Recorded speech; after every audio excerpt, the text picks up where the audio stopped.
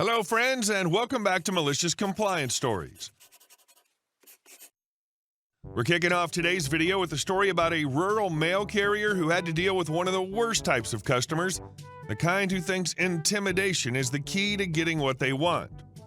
But before we begin, best way to support our channel is to leave comments, like, and subscribe with a turned-on bell so you don't miss the new video every single day. Here we go. The customer who followed me just to scream over his lost package. Something that I simultaneously love and hate the most about being a rural mail carrier is that you're always alone. This morning, I received a call from a customer who said he never received a package I delivered yesterday. I checked the shelves, looked up his tracking number, and saw that the package had been scanned at the time I was at his stop. I told him I'd look for his package today. Now, 90% of my route is made up of CBU, cluster box unit banks. Was it possible that I accidentally misread the address on his package for a similar one due to dyslexia? Yes, I never rule out that possibility, but I know I have dyslexia. It's something I've dealt with since I was a grade schooler, which is why I carefully read each address.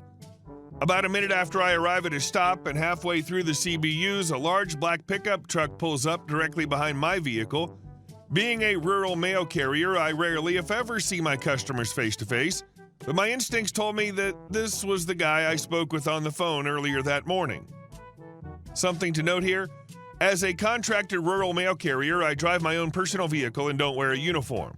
There's no way to tell from a distance that I'm a mail carrier, and there are no markings identifying my car as a mail vehicle. I look just like any other car on the highway. This guy lives a mile and a half down the road from where his box is located. There's no other way to get to his house, no alternate routes from his road, yet he pulled up right behind my vehicle from the highway, almost as if he was driving around looking for me. Having spent 7 years working retail, I immediately go into customer service mode and ask, "Hi, how may I help you?" He stands about a foot away from me and says, "I'm here to see about my package." Nothing wrong with that sentence itself, but there was something sinister in his tone, and the way he held himself immediately made my skin crawl and put my nerves on edge. I told him I wasn't done yet and hadn't gotten to his CBU, but he continues to stand there, unmoving, staring at me. He doesn't go back to his truck until a kind old lady pulls up in her little car, but he still refuses to get back in his truck. Instead, he pretends to be busy with something on his phone, all while still watching my every move. As I was working, I checked every box and paid attention to those who lived on his street or had similar house numbers. None of them had checked their mail since before yesterday, and none of them had received any parcels. After I finished with the CBU, I had to tell him, "Your package isn't here," but I get the feeling he already knew that. It was in the way he'd spoken to me when he first arrived. "Well, what are you going to do about it then?" he asks me, arms crossed, staring down at me. "Nothing at the moment," I tell him. "We can wait and see if one of your neighbors mistakenly received it and turns it in, or you can report it as missing."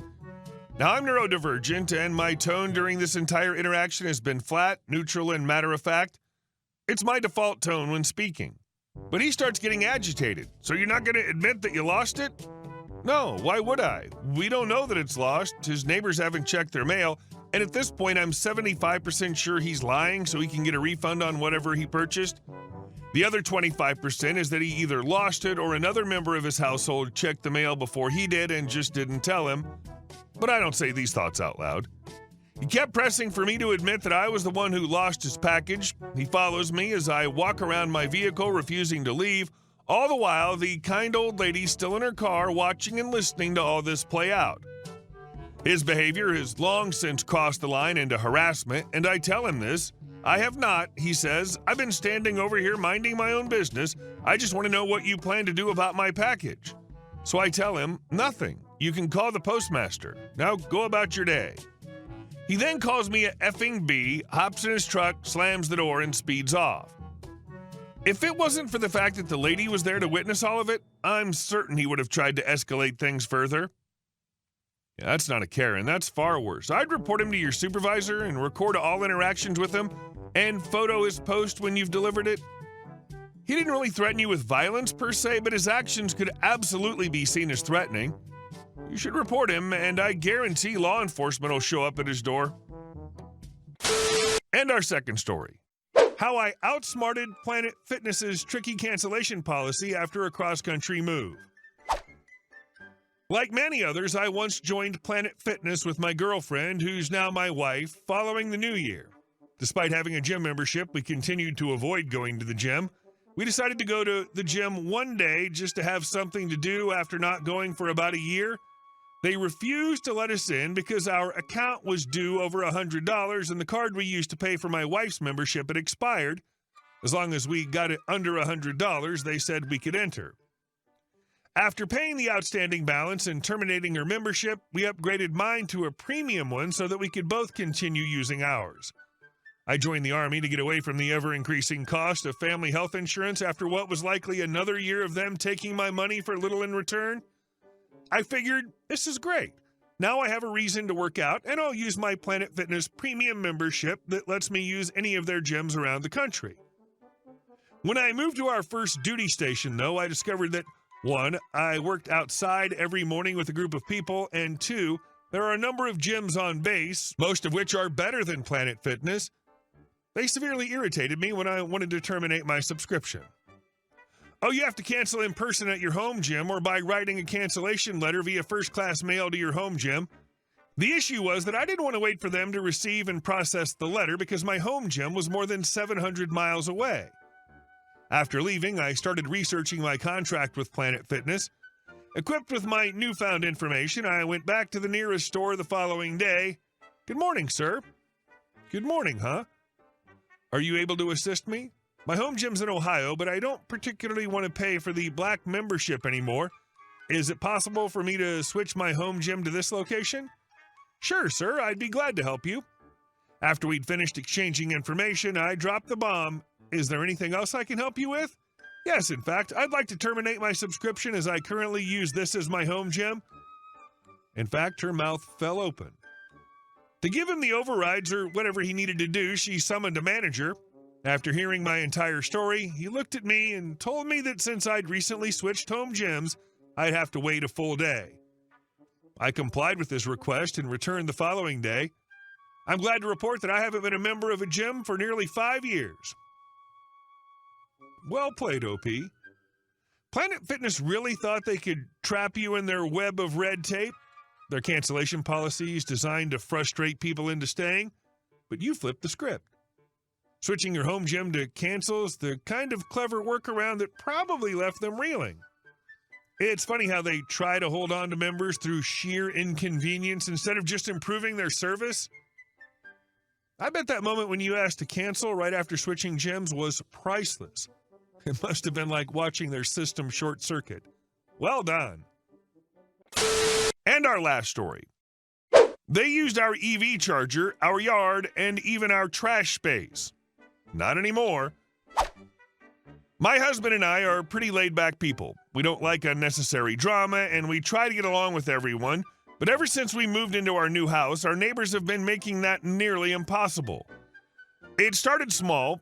Things we tried to overlook, their dog constantly escaping and running around the neighborhood, the fact that they never seem to watch it, which means every time we step outside, it charges at us, barking like we're on its turf instead of the other way around.